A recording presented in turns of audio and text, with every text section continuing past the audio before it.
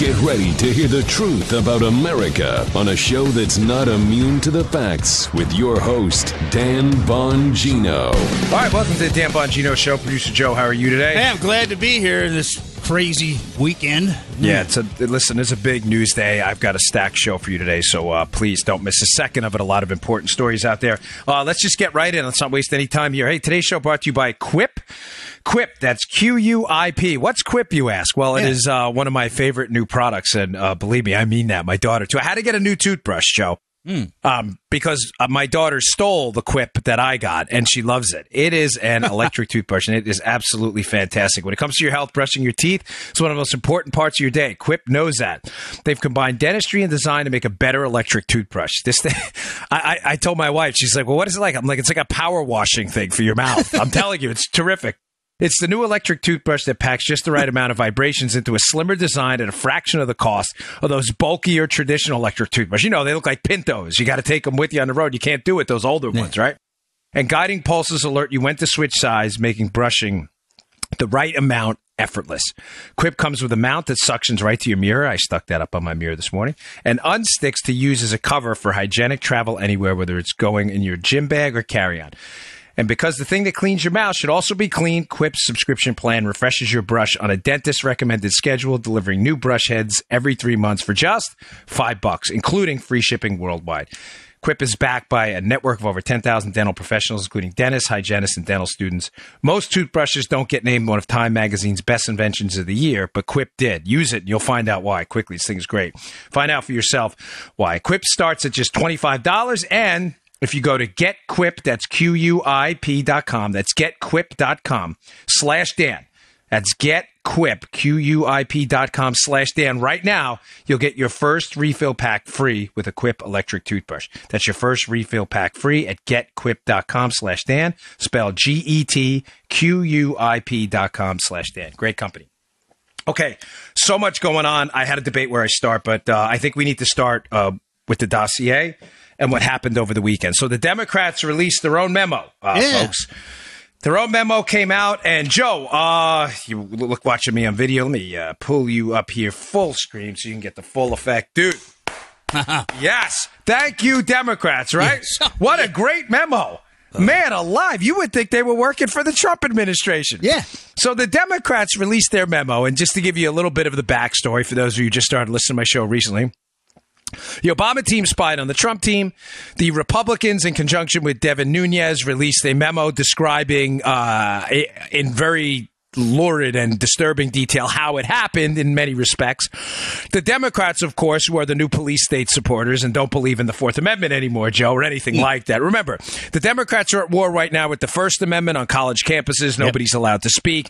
The Second Amendment through your right to protect yourself. And the Fourth Amendment against illegal search and seizure. The Democrats don't care. No. They don't. They think it's okay to spy on people now.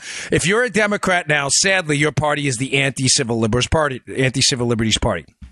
So instead of acknowledging in the Nunes memo that they were in a world of hurt and that they needed to fix the system, what do? They double down on stupid, which is what the modern Democrat Party is getting very, very good at. Yeah. So they released their own memo. And in their memo, Joe, they're like, listen, we're going to clean this thing up, the memo. We're going to talk about what really happened. And in the memo, they confirmed two things. So I want to thank them for doing this, that the dossier of fake information on Donald Trump was, in fact, used to spy on the Trump team. They confirmed that, so thank you. Thank you. Good job, guys. Nice job, fellas. Right. Thank you, Joe. You get a round of applause from Armacost there. Thank you very much. And secondly, they acknowledged that the FISA court that okayed the warrant to spy on the Trump team was never, in fact, told that Hillary or the DNC paid for the information. Joe. Oh, another round of applause. Thank you, Democrats. We really appreciate it. Now, everyone who's been commenting on this reputably, Byron York, Andy McCarthy, a number of rather prominent figures out there, have come to the exact same conclusion, that the Democrat memo was a total political disaster for the Democrats and does nothing but buttress the case the Republicans have been making the whole time, that the Democrats are in love with the police state now. That's it. That's it. That's it. That's it. This is Warner Wolf, our buddies. Let's go to the videotape. And what did they release? Videotape that proves exactly what we've been saying. Now, there's a lot of verbal shenanigans in this, and I'm going to get to that in a second. But I do have a lot of other material to get to as well. But this is important because it broke over the weekend. I'm going to put in the show notes at Bongino.com. Please go. I know. I mean, I get tired of saying it. It's not. I get it. It's my website. But please go to the website, Bongino.com. Read the show notes today. I pick about 5 or 6 Ringer articles. There are some really, really, really good ones by Andy McCarthy and Byron New York telling you what I'm telling you now in detail, how this is a disaster for the Democrats, this memo. You have to read these pieces to be informed on it and what's going on. I'll also, if you join my email list, I'll send them to you. Okay, on point number 1. They're making an attempt. Point number 1 being that the dossier was used to spy on the Trump team. In other words, fake information was used to spy on an American citizen. Mm-hmm. Devastating. Fourth Amendment out the window. They try to defend it, Joe, by insinuating throughout the document that, well, the fake dossier, Joseph, and the fake information was just a part of it. No. Folks, I know you get tired of hearing it, but I have to establish some set of bona fides. I was a federal agent. Okay, you get it. Great, good. Who cares? I only say that because I've sworn out warrants, many of them. Arrest warrants, search warrants. I've gone in and, although it's not a warrant, I've gotten subpoenas. Duce tecum, ad testificatum, meaning produce documents or come testify. I am intimately familiar in my over a decade of work, in nearly a decade more, 12 years with the Secret Service, with the federal criminal procedures and how they work. Whether the dossier was 10% of what it took to get the warrant, or 1%, or 100%, it doesn't matter. Do you know why, Joe? There is a standard of proof. Folks, Joe, if I lose the audience, please stop me. You are their representative, and they love you based on some traffic I got this email. I'm stoked about today's show, but my energy is high, even though I've been up since like 5 o'clock because I had to do Fox and Friends this morning. And I'll get to that later, too. I can tell. I am. I'm really stoked today. Yeah, I know you can tell because you can see me on video, too. Folks, there is a legal standard of evidence to obtain a warrant. It is black and white. You either have it or you do not. It is not marginal, meaning you don't say anywhere in the law, Joe, does it say, okay, I want to get a warrant to wiretap Joe Armacost's phones. You need a standard of evidence that probable cause of a crime has happened. You have probable cause of a crime that Joe committed it, and that listening to his conversations is the only way we're going to be able to gather evidence outside other less intrusive means. Right. You don't get to go to the judge and go, Judge, this is what the Democrats are arguing, by the way. I have 99.9% of what I need in probable cause. I'm not to 100, Judge, but I got 99. And therefore, I'd like a warrant to spy on Joe. The judge is going to laugh you out of the court. You either have probable cause or you don't.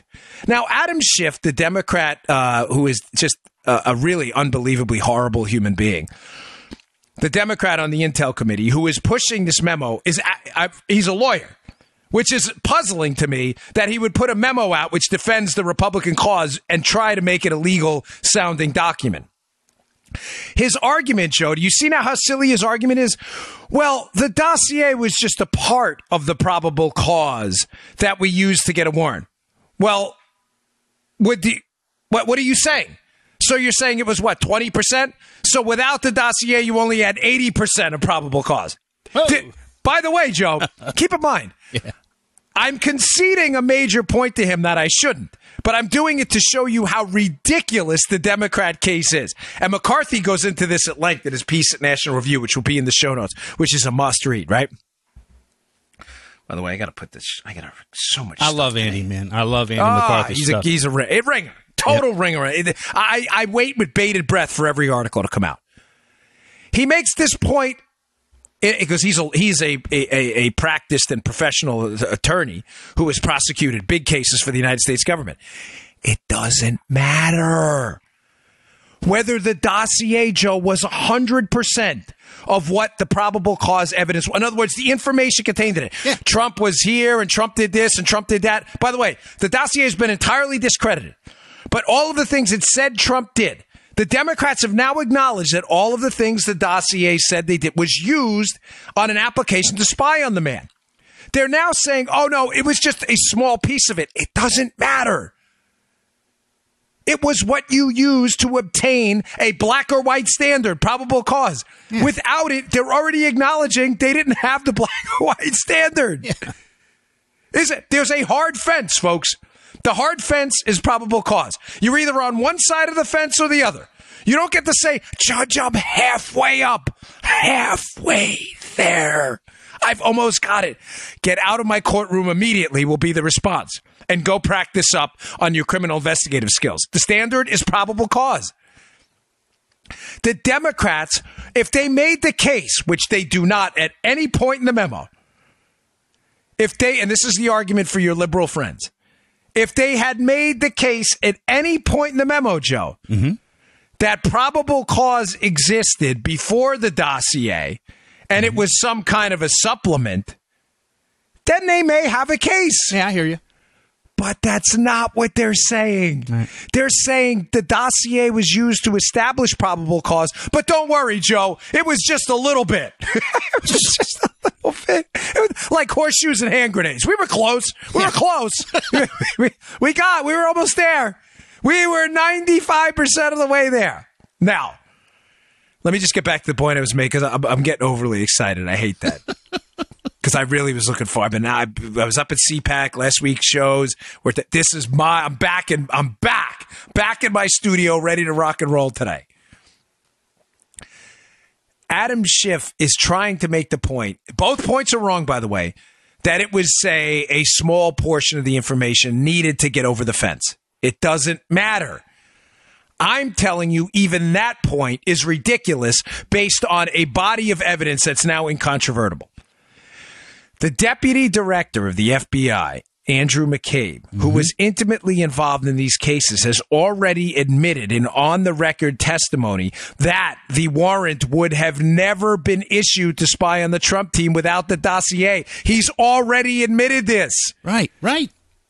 And although we don't have the FISA warrant applications now, ladies and gentlemen, nobody has produced a scintilla of evidence of probable cause that Carter Page, who was the warrant was issued against, as a vehicle to spy on the Trump team. Because remember, they can go back and get his communications with the Trump team, his texts, his historical emails, everything. That was the vehicle, right? Him and Manafort to get warrants on them. Nobody has produced evidence of probable cause of any crime. Joe, how do I know that? Let me set you up, Joe. Joe is I know he hates when I do this, but I'll do it anyway. All right. Joe, if I have probable cause, right, that Carter Page, just to be clear, that's who the FISA warrant was issued on, and I'm telling you, it was a ruse. It was just to spy on Trump. They weren't looking at Page, even though the warrant's against him. Right. They wanted his emails to remember the show I did on the hops. Yep. There's a hop rule. Yeah. In other words, they can get Page, and if Page emailed Don Trump Jr., then they can get Trump Jr.'s emails too. Page is just a vehicle to do it. I'm telling you, the FBI's already acknowledged that the FISA warrant against Page would not have happened without the dossier. That probable cause is not a 99% game. You either have it or you don't. The Democrats don't at any point try to refute that fact that they had probable cause otherwise. And let me ask you this simple question, Joe. Carter Page is on Sean Hannity tonight in the show. I'm not messing with your head here. Is he doing that from a federal prison? No, he's not, Dan. No, he's not, Dan. I did not set Joe up for this. He was not in a federal prison, right? No, you didn't even hear about the interview. You've been working all morning. Right. Carter Page has been all over cable news. Carter Page is not under arrest. Carter Page is not in jail. Carter Page... If you had probable cause that Carter Page, by the way, was guilty of being a foreign agent in violation of federal law, why is he on cable news? Why is he out there running around? This is supposedly the most dangerous spy, in modern U.S. history? And yet he's on Hannity tonight. Again, he's been on MSNBC, I think like the Today Show or whatever. He's probably been on Ren and Stimpy for all we know. Carter Page has been all over the place. Joe, Let me tell you something else. For the people out there who are not in federal law enforcement or local, for that matter, All right. the standard for getting a warrant to spy on Carter Page, and by default the Trump team, is probable cause. Right. Do you know what the standard for arresting someone is as well? The standard of evidence you need to actually arrest them and take their freedom? Probable cause? Probable cause. I did not rehearse that with you. You're not a cop, right? I am not you a never cop, were. Dan. You are not a federal agent. Joe is a sound engineer and an executive producer of the Dan Bongino Show. He is not a law enforcement officer. So what you're telling me right now is probable cause, the Democrats, you're insisting you had probable cause, even though you make no case in your memo on Page. You're then insisting that the dossier was a component of it, apparently not understanding what probable cause means. It doesn't matter if it's a component. But then you're suggesting Carter Page is the boogeyman, as you suggest what? You already met the probable cause standard, except for the fact that Carter Page has never been arrested and is out doing cable news right now? And this doesn't sound dumb to you.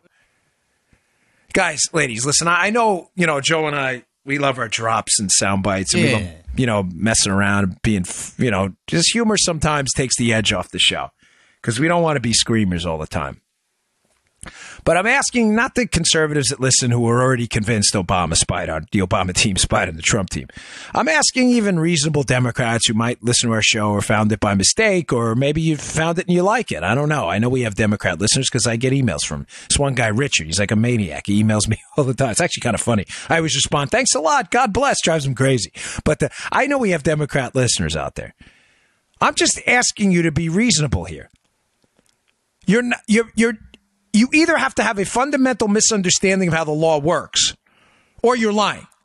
Either you had probable cause without the dossier, and therefore, Joe, did not need the dossier, right? If you have probable cause for a warrant without the dossier, you don't need it. Right. Or you didn't have probable cause and you needed the dossier, and now that it's false, you're running for the hills because you got a warrant without probable cause. There's no other way. Yeah. Please tell me what the third explanation is. If you had probable cause, you didn't need the dossier. If you didn't and you needed the dossier, and the dossier, which we now know is fake, has been debunked, you didn't have probable cause. And you went to court and spied with no evidence to do so. It's inarguable. Okay, so point one here, and this is critical you understand this. The dossier, the Democrat memo crushes them. It crushes them. Why they released this thing, I have no idea. Yeah. Because very simply, it acknowledges the dossier was used. And although they tortured themselves in the memo to minimize its presence as the probable cause evidence vehicle, it doesn't matter. It doesn't matter if it was 1% or 90%. What matters is without it, there was no probable cause and therefore no legal justification to spy on the Trump team. None. And this is where, Joe, I don't want to beat this thing to death here, but this is where they're going to be in a world of trouble, and why I keep telling you folks, there are going to be legal consequences for this. At some point, somebody is going to have to come forward once the FISA application's released, either through closed quarters or once that application, because it hasn't been released yet. In other words, the full mountain of evidence, Joe, presented to the judge to get the warrant has not been released. Right. Folks, sooner or later, that's going to happen. And sooner or later, the evidence used is going to become an irrefutable public record. It hasn't yet. That's why the Democrats are still lying about it. I think they're just buying time. But releasing this memo is going to expose them as frauds when the FISA warrant comes out, Joe, because it's going to show clear as day. Right. There was no probable cause without the dossier. None. This is why I keep begging them, just take a bath. You know, the corporate expression we keep using when corporations lose money and they take a bath, they just announce all the bad news in one quarter. The Democrats, just get it out of the way. Just take a bath and admit they spied on the Trump team with no evidence. Or let me just be absolutely precise. They spied on the Trump team without the legal requirement for evidence. In other words, you shredded the Constitution. Just take a bath.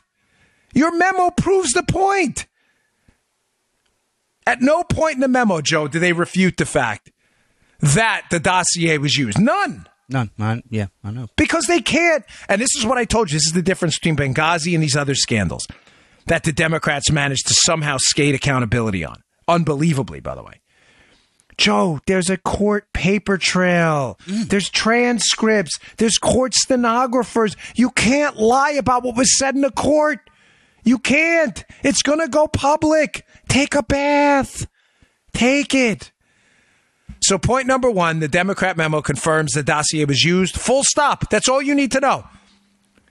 Oh, but it was only a small part. Do you understand how probable cause works?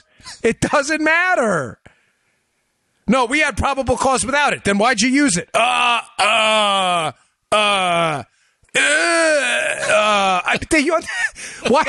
Do you understand they have no argument here? We had probable cause without the dossier. Are you an idiot? Oh, so you just threw in a fake dossier, what, to contaminate your own case? You can't. There's nowhere for you to go. Nowhere. It's over, Johnny. It's over. It's over, Johnny. Just take a bath. So first, they confirmed the dossier was used, just to leave that behind. 'Cause I want to make 2 points. I like bullet points for you, just so you have some takeaways. All right. Today's show also brought to you by our buddies at iTarget. Big fan of these guys. Thank you for all the positive feedback. You know, ladies and gentlemen, anybody can buy a firearm. I bought a new one this weekend, actually, at my favorite place, Lotus Gunworks, which I love. Every time I go in there, they're great to me. They see me doing hits and stuff. So thanks. Shout out to Lotus Gunworks on down at Stewart over there. But anybody can have one. The question is, can you fire one accurately? That's what really matters. Anybody can pull a trigger. You have to be able to hit what you're engaging. God forbid you're engaged in a use of force scenario like that, folks. Self-defense matters. Proficiency matters. Now, this is I love this system because it enables you to practice in the safety and security of your own home. What is the iTarget Pro system? And the website, just to be clear, is the letter I. targetpro.com. That's the letter I, targetpro.com. It is a laser round that goes in your firearm. You don't have to change anything, folks. Whatever you have. I have a Glock 43. I have a Glock 42. I have a number of different handguns, but my Glock 43 is a 9mm. You drop the laser round in the chamber. You don't have to make any special modifications. And what does it enable you to do? After, by the way, safely check it twice, check it 3 times, look, listen, feel, use that pinky, probe an empty chamber, drop that laser round in there. When you depress the trigger on it's not an empty chamber, it's going to be this laser round. It's going to emit a laser onto a target they send you. And using this phone app that you download is real simple.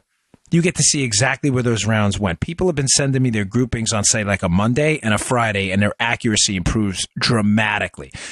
Folks, you get to practice your sight alignment, your trigger control, your grip, all the stuff that will make you a proficient firearm user. God forbid in the event you need to use it. Remember, competitive shooters dry fire 10 times. Dry fire, meaning they fire an empty weapon to practice their trigger control and their sight alignment. They practice 10 times more dry fire than they do live fire. The range is expensive. It's great to go to, but you can practice in the safety and security of your own home. Go to letter I, targetpro.com. That's itargetpro.com, and I'll give you a nice savings here. Promo code Dan. Thanks to everybody who supports them, by the way. Dan, D-A-N, my first name. You'll get 10% off. Okay.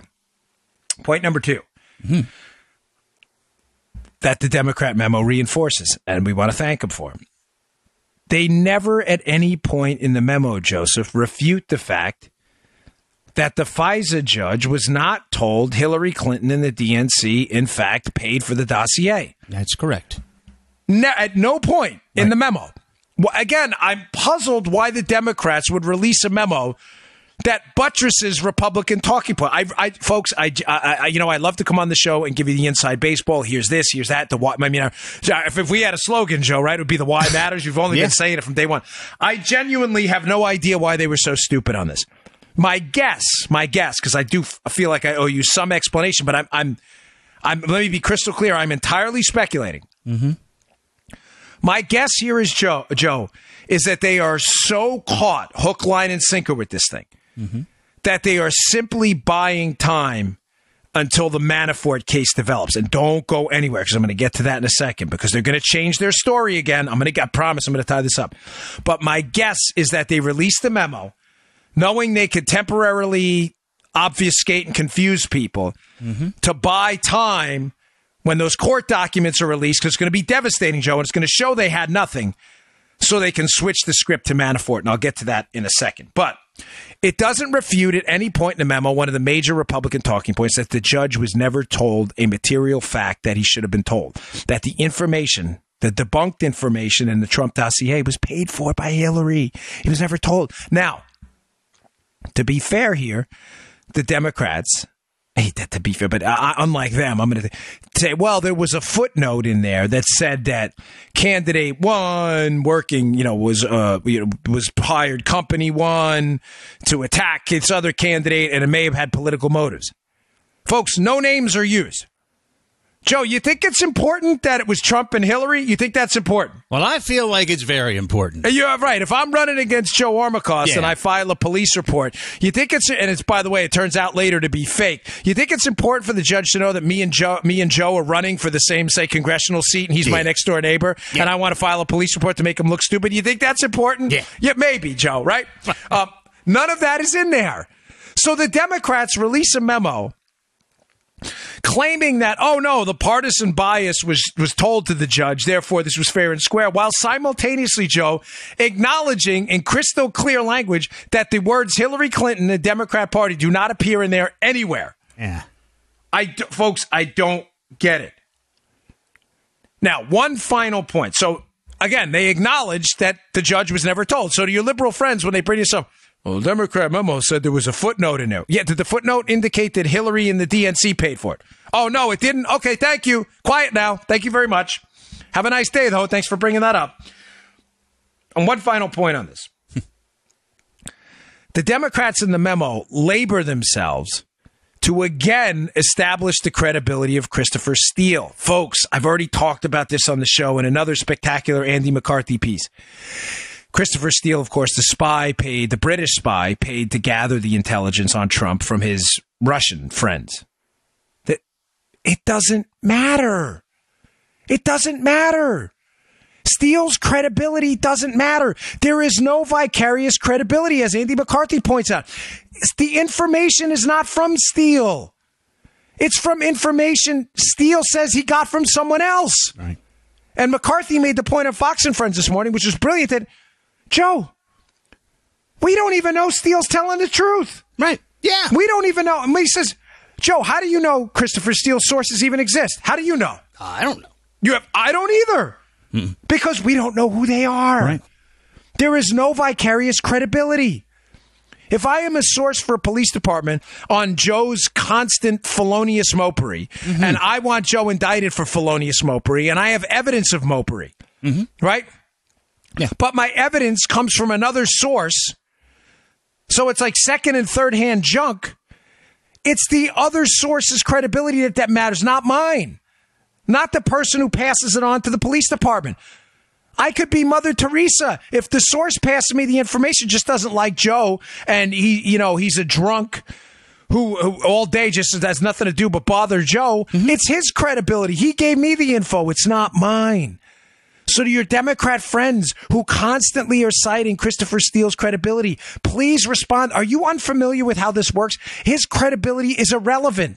It's his source's credibility. And one, we have no idea they even exist, these sources. We don't. We have no idea who they are. Secondly, it's their credibility that matters. And Joe, why can't we judge their credibility? Because we don't know who they are. We don't even know if they're breathing, if they're actual people. We don't know. Oh, man. All right. Folks, this case is getting uglier and uglier. There are two pieces that came out, one on Breitbart and one on the Daily Signal. Both will be in the show notes today. I got to remember that. I'm going to put a little note because sometimes I forget and I get upset with myself. There's a piece first in the Daily Signal. Remember the entire time what we've been talking about, and this piece is damning. Matter of fact, I have a book coming out on this. It's coming out soon. Matt Palumbo, my co-author, and I are almost done. But I sent this piece to Matt with like a gold mine. Like, look at this. Ding, ding, ding, ding, ding. Daily Signal has a piece out by Chuck Ross at the Daily Caller, who doesn't seem to like me much, but that's all right. He does great work over there, and I don't know why some people still like me for all kinds of reasons. I don't know, whatever. Whatevs, as the kids say. But he does good work. He has a piece. He must write at the Daily Signal too, or they share pieces, whatever it may be. But there's a piece I'll put up at the show notes today. It's a must read if you've been following this case, because what have I told you, Joe, the entire time? This was a setup. Yep. This whole thing was a setup. The Obama team subjected the Trump team through Hillary and their Democrat consigliaries. That is to a sting operation. Random people kept approaching the Trump team. They weren't random, but it seemed random, and the press is still treating that way. Kept approaching the Trump team with either claims of having information about Russians and Russian emails on Hillary, or Hillary's emails that the Russians had, or people showed up at situations where conversations that were had about Russians seemed to make it back to Fusion GPS. If you've been listening to the show from episode number 628 on, this is clear as day. I point to a number of people who have been approaching the Trump team. The Agalarovs, Sergei Millian, who else? Alexander Downer. These people are all connected to either Democrats or the Clinton team and have interactions with the Trump team. I am absolutely convinced this was a sting. One of those people is Sergei Millian. Now, I'm not suggesting at all that these people, Joe, just to be clear, even knew they were part of a sting operation. I'm not. No. But you don't have to be. You don't have to. You don't have to know. No. If I pay a guy to go to Joe's house, I give him $30 a day and say, listen, I want you to knock on this guy's door and see if he'd be interested in doing an armed robbery with you. And it's me looking to set Joe up. The guy I grab off the street who does it, he may have no idea what he's part of. Yeah. I don't know. I'm not claiming they were witting accomplices. I'm simply claiming to you that I absolutely believe they were part of something bigger. The piece Ross put on Millian out there has only solidified that view. It's fascinating because he says in the piece that's now, Joe, unbelievably, I mean, hold on, let me move this mic cord here, that the FBI is looking at, let me just give you the quick background on Millian, because I'm assuming you all listen. You may not have heard that part. Sergei Millian is a international businessman who is in many ways connected with Papadopoulos, had meetings with him, spoke with him, knew Papadopoulos. Millian is also alleged to have been the source, maybe not directly, but the source of the golden shower information that made it into the dossier. In other words, the grotesque, by the way, nonsensical stories about Trump and his activities, let's say. It's a family-friendly show overseas. You know the story. Yeah. Millian's alleged to have been the source of that. Whether he told someone who made it to the dossier or if he told them direct. There are many allegations out there that Millian was the source. Now, again, weird, folks. Millian's dealing with Papadopoulos on the Trump team, just like Alexander Downer was, who is also connected to the Clintons, the Australian foreign minister. And all of a sudden, this information keeps making it back to the FBI. Look, I dealt with Papadopoulos. Hey, FBI. Hey, Fusion GPS. Hey, Christopher Steele. Folks, it's not coincidental. It can't be. It could be. Actually, I shouldn't say that. It could be coincidental. Let me be precise. It's highly, highly unlikely. Now, what's the development? Yeah. Well, the Daily Signal piece, Joe, the FBI can't seem to find Sergei Millian. What? They want to talk to him. Yeah, read the piece. They're apparently having a very tough time locating a guy who was more than happy to be in the media before this. Fascinating how Millian seems to have disappeared off the radar now. But more importantly, folks, this is where it gets crazy. Now we're going to get into crazy town now. All right. Not on my behalf. Well, crazy, if what I wasn't telling you is true, you'd think this was a Looney Tunes spy novel that no one would pick up, like a Vince Flynn novel, and you're like, no, it's so ridiculous. So apparently a photo has surfaced from Millian's own social media accounts of him having a nice little chat with Deripaska, Oleg Deripaska. Well, remember what I always tell you, remember the names. Yeah. Well, who is Deripaska? Deripaska is a Russian oligarch who is intimately close with Vladimir Putin. They are old buddies. Deripaska is also the guy whose lobbyist, follow folks, this is going to be important. And what am I trying to establish here? Just to be clear, I'm trying to set up the premise here that this was a sting and that Millian may have been part of it, knowingly or unknowingly. All right. A photo of Millian has surfaced with Deripaska. Deripaska's lobbyist in D.C. has a lobbyist, a guy named Waldman.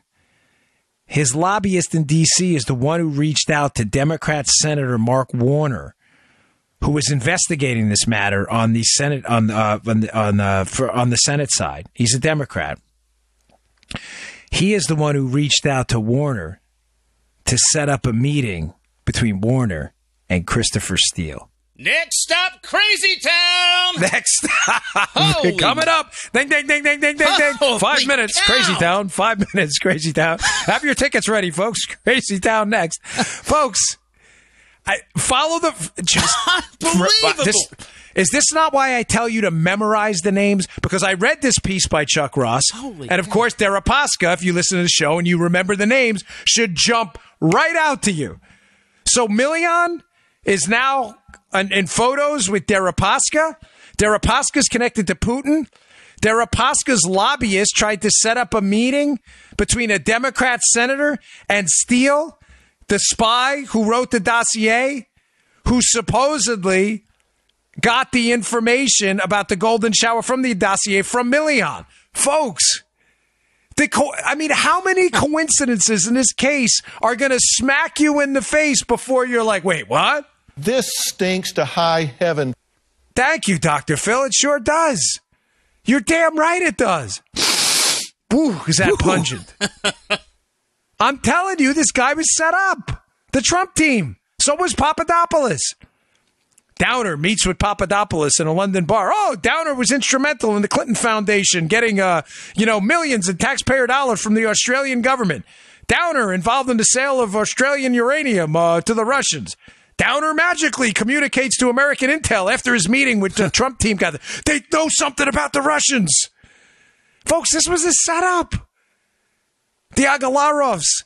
They contact the publicist who contacts Trump. Hey, we know someone who's got information on the Russians. Let's set up a meeting. Who's the Russian lawyer who shows up at the meeting? Oh, a lady working for Prevezon. Who else is working for Prevezon?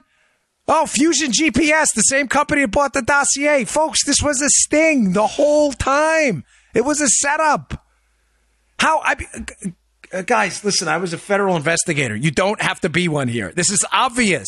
Yeah. This was a setup. Millian all of a sudden is as some kind of relationship with Deripaska. Deripaska's lobbyist apparently is friendly enough with Steele to try to set up a meeting with a Democrat senator.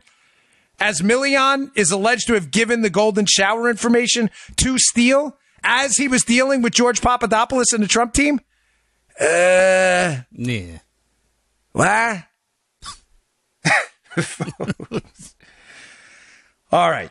Hey, before you go on, it's good that you give the names and who they are. I think our listeners are remembering the names. There's a lot of players here. I hope so, because I told you when I was a young Secret Service guy, the best advice I ever got from my boss. Yeah. Dan, don't remember them. Memorize the names, because you'll see them again every time. And if you don't, boom, right away know them, you're going to get lost. The minute I read this Chuck Ross piece and saw Deripaska, I sent it over to Matt and went, do you believe this?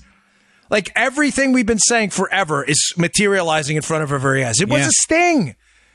Hey, go get information from the Trump guys. And by the way, report back to us immediately. Crazy. All right. Oh, here's another one. Remember the names. So Breitbart. So that piece in the Daily Signal will be at the show notes today. Check it out. Another piece in Breitbart today. Another remember the names, or memorize the names, I should say, scenario here. So, Jonathan Weiner. Jonathan Weiner, if some of you may be ringing a bell, some of you may have forgotten. I understand there's a lot of names in this.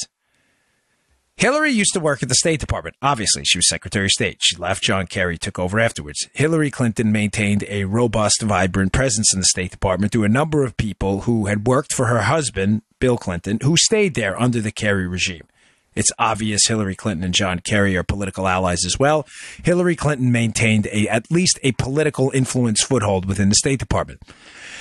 Jonathan Weiner is a State Department official He was a special envoy to Libya who has already acknowledged in a Washington Post op-ed that he took information from Christopher Steele and passed it to law enforcement officials, even though, folks, he was a bureaucrat in the State Department. He was not a law enforcement or intelligence official. Joe, you tracking? Yeah. Hillary's guy, still in the State Department, knows Hillary, works at the time for John Kerry, to be clear, but has deep connections to the Clintons. Mm-hmm. He is not a law enforcement or intelligence official. He magically meets with Christopher Steele. He magically gets information, comes from Sid Blumenthal and Cody Shear, by the way, who are working in Libya, where Benghazi is, by the way, wink and a nod. Like, there's a deep connection there, too, of course. I'm not suggesting anything conspiratorial. I'm just telling you there's a deep connection there. Weiner's a special envoy to Libya. Sid Blumenthal is passing information from Libya to Hillary.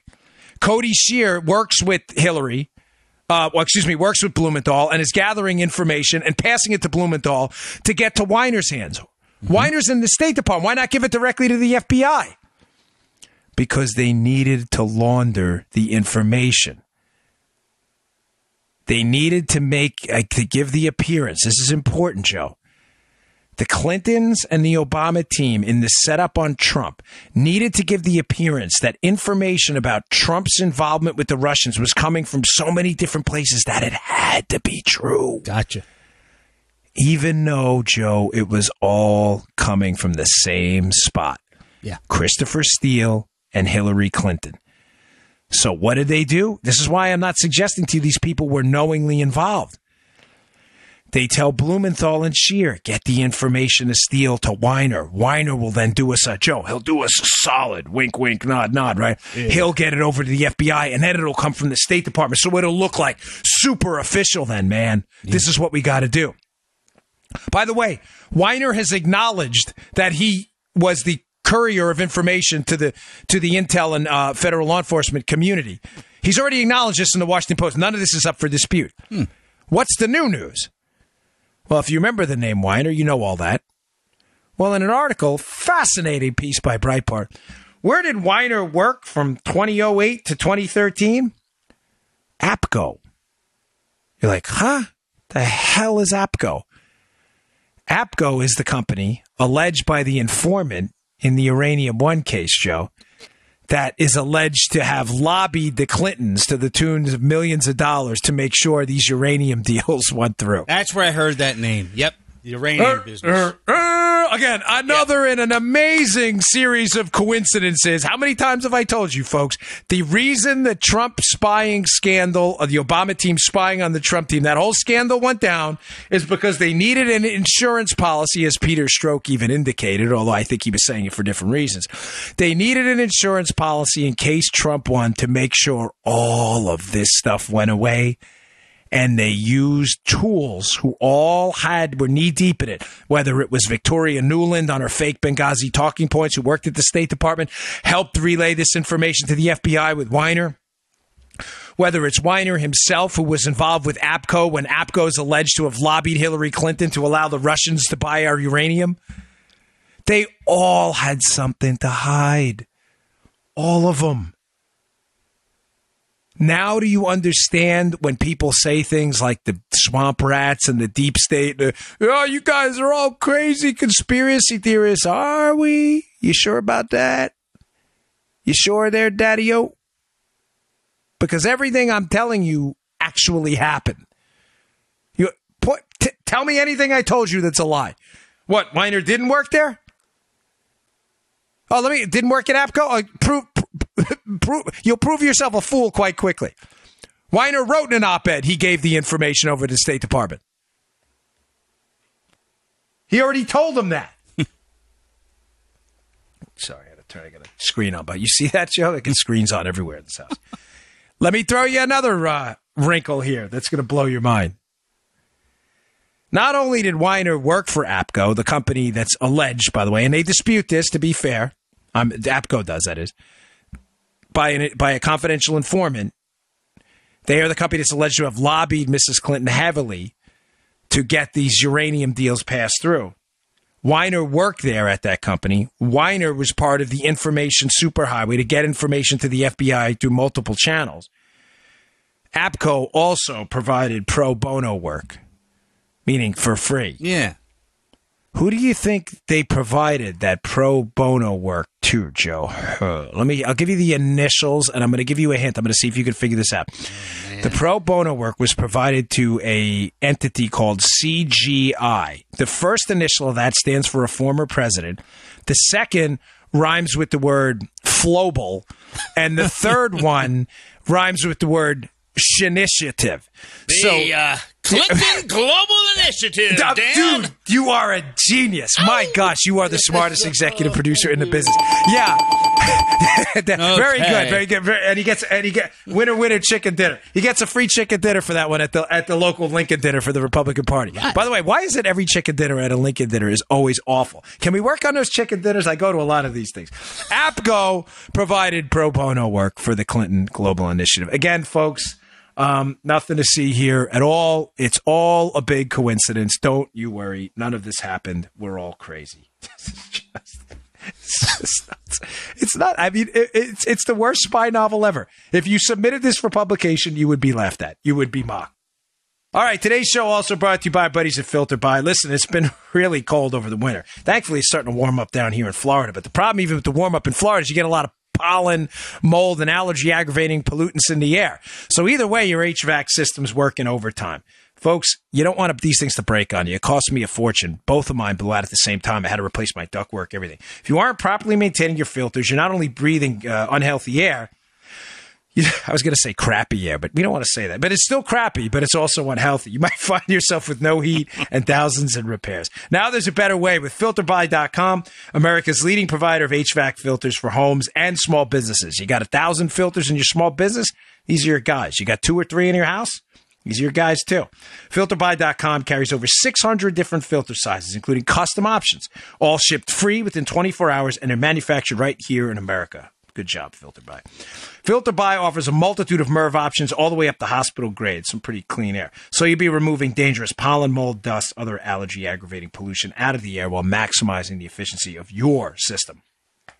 Right now, you can save 5% when you set up auto delivery, so you'll never need to think about air filters again. Save money, save time, breathe better with FilterBuy.com. That's FilterBuy.com, FilterBuy.com, FilterBuy.com, and a sincere debt of gratitude to everyone who supports our sponsors. And I'm hesitant to address this, but I feel it's only responsible to do so.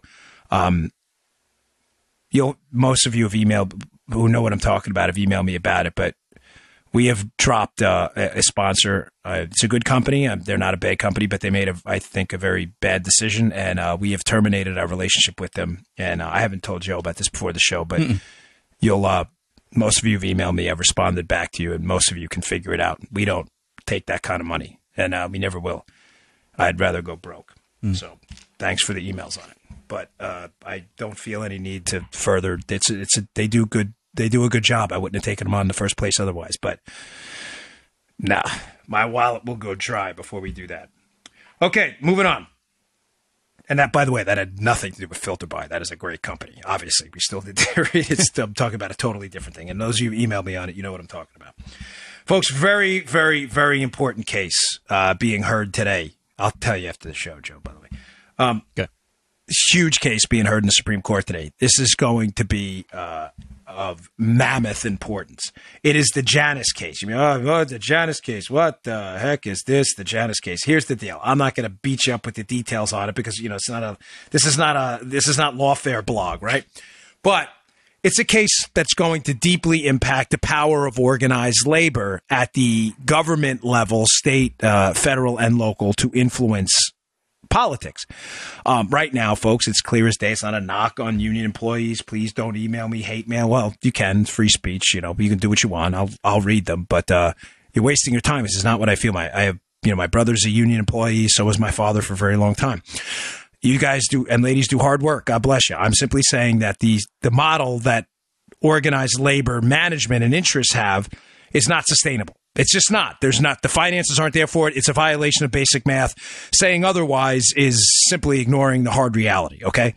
It's not sustainable. State budgets are going bankrupt on pension promises they made that can't possibly be fulfilled. It's not that they don't want to. They can't. They took on way too much. So the problem with that is some of the unions have what are now called agency fees. These agency fees, Joe, are, you know what these are? When you're in a union, you don't have to be in the union. You still have to pay a fee called an agency fee. And that agency fee, the idea there is that, well, these unions are bargaining for everyone's interest, so you should have to pay too. Some of these people have said in response, and I think this is the right response, and I know some of you disagree, and that's fine. I don't want you bargaining for me, and I don't want to pay for it. Mm-hmm. If you choose to do so, great. Bargain for that's fine. I don't want it, and I don't want to pay. So there's a case, the Janus case, it's being heard today. It's probably going to be decided in June. That's going to determine if these agency fees, in other words, Joe, the forced payments to a union for what this person at least believes is political speech, on the legality of it. Right. I am convinced, as many others are, and I would be astonished if it didn't, that these fees are going to be thrown out as entirely unconstitutional. The reason I say that, Joe, is a very similar case against the California Teachers Association, one of their unions over there, one of their education interest groups, was left hanging on a 4-4 because Scalia tragically passed. So there weren't 9, there were only 8. So It was, now it's being heard again in a different format in what they call the Janus case today. They are going to lose. The unions there. I'm telling you, take it to the bank. They're going to lose now that Gorsuch's on the Supreme Court. I cannot imagine possibly, I'll have to correct myself otherwise, but it is going to be a 5-4 ruling. I believe Gorsuch will rule in favor that these are unconstitutional payments being made and unconstitutionally forced speech. But I don't want to get into the legal mockery. I was just setting you up. There's a reason the Democrats are losing their minds over this today. There's a piece of the New York Times. I'm not going to put it in the show notes. I'll just because it's a long, boring piece. But you can always count on the New York Times to air the Democrat grievances. Now, Joe, why do you think the Democrats are losing their minds over this? Because who did Democrats get their money from primarily in elections? Special interests and labor interests, because they support big government pension payments, right? Unions. So this is from the New York Times piece. They talk about how this is going to impact the vote if they lose this. It says a recent paper by Mr. Hertel Fernandez and 2 colleagues may foretell what Democrats can expect if Mr. Uline and his fellow philanthropists succeed. In other words, the people who want these agency fees thrown out. This is crazy, Joe. Listen to this. It found that the Democrats' share of the presidential vote dropped by an average of 3.5 percentage points. You know how much that is? Wow. After the passage of right-to-work laws allowing employees to avoid paying union fees. Listen to this, folks. Take this sucker to the bank. This is the most important sentence you're going to hear all day. That is larger than the Democrats' margin of defeat in several states that could have reversed their last 3 presidential losses. In other words, this could be an earthquake for our national political scene. We may be talking about percentage points of the vote that are dispositive in the outcome of a national presidential election from this point on. That was due to right to work. Forget about agency fees. It would wipe out millions and millions of tens of millions of dollars in forced payments that would have went where, Joseph? Into Democrat coffers eventually.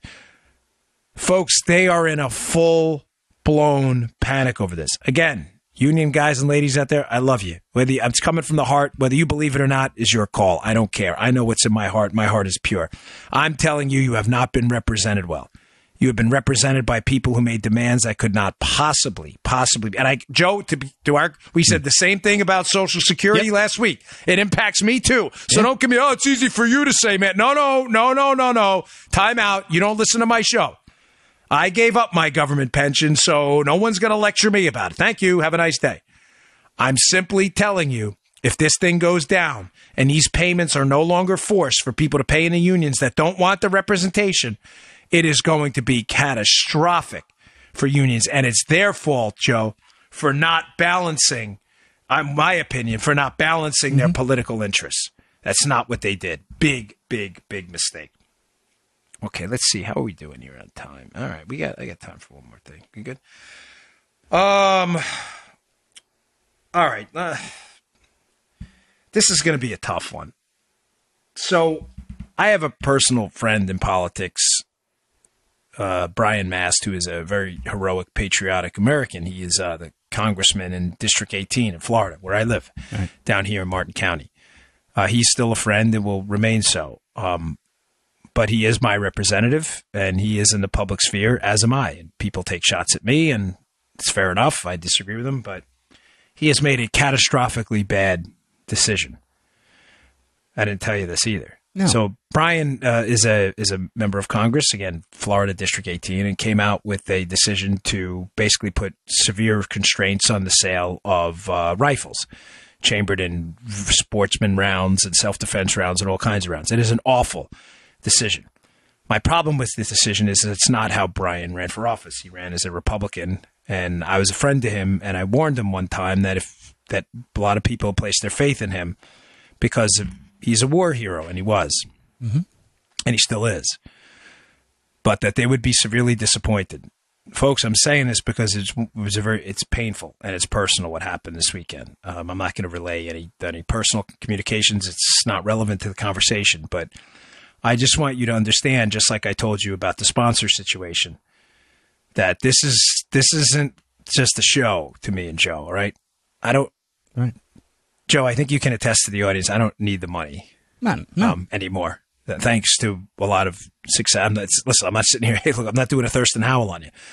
I'm just telling you, money is not my motivation. We're fine. We've made some smart business decisions. We're A-okay. I don't need anything from anyone anymore. We're all right. This show is my passion. It's the reason we don't skip Christmas, Thanksgiving, nothing. Joe and I have never missed a show. Right. Because it's my heart and my passion. And just like the sponsor situation, even though Brian is and will remain a personal friend, I owe it to my audience to defend what I think is right. And this is not right. This is an unconstitutional move. It will do nothing. Zero to stop gun crime. It will do nothing to stop crime in general. It will do nothing to stop mass shootings. The evidence is overwhelming. Listen to my show from last week. It feeds into left-wing hysteria that putting more obstacles in front of legal gun owners who have done nothing wrong is going to somehow stop murderous, violent, rampaging criminals from preying on the innocent among us. It will do nothing. It is a grotesque violation of the principles we stand for and that he ran on, and I'm extremely disappointed. I'm encouraging anyone who can find the backing or anyone who can find the conservative guts to get out there and do it, to seek a primary run. And it saddens me to say it because he is a good man. He just made a very, very bad decision. Sorry I had to put that out there, but it's important. All right, tomorrow's show, I'll include in the show notes today this article so you can kind of brush up for tomorrow. But I want to go over to tomorrow some just getting rid of some nonsensical gun myths that are out there that sadly some people are still parroting. Again, Joe, I've heard the gun show loophole this weekend, folks. Yeah. There is no gun show loophole, okay? There is no gun show loophole.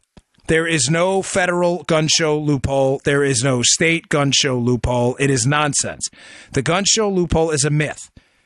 Every single purchase of a firearm made from an FFL, a licensed federal firearms dealer, at a gun show or elsewhere, has to be background checked. The gun show loophole is a focus group tested talking point to the left to confuse you. The only sales that don't mandate a background check are private-to-private sales by citizens of the same state. I'll put an article up by Sean Davis. It's an older one at the Federalist at the show notes today. It's terrific. Sean Davis is magic on Twitter. He is a terrific guy. Follow his account. There is no gun show loophole. None. It does not exist. If you go to a gun show and buy from one of the, in some cases, hundreds of federally licensed firearm dealers there, I absolutely promise you on my life, you will do a background check and you will fill out a 4473. 1,000%. The only sales are private-to-private sales. It doesn't matter if it happens at a gun show or anywhere else. If from residents of the same state. That is it. Stop the nonsense. It's not true. But I'll have more of those tomorrow I want to debunk, so it's important. Don't miss tomorrow's show. All right, folks, I appreciate it. Appreciate you sticking with us last week. And I'm also going to get to this piece by Kurt Schlichter that is awesome about how we fight back against this economic war going on against the NRA and everyone else. I'll talk to you all tomorrow. Please visit Bongino.com. Check out the show notes today. Thanks a lot, folks. See you tomorrow. You just heard The Dan Bongino Show. Get more of Dan online anytime at conservativereview.com. You can also get Dan's podcasts on iTunes or SoundCloud. And follow Dan on Twitter 24/7 at DBongino.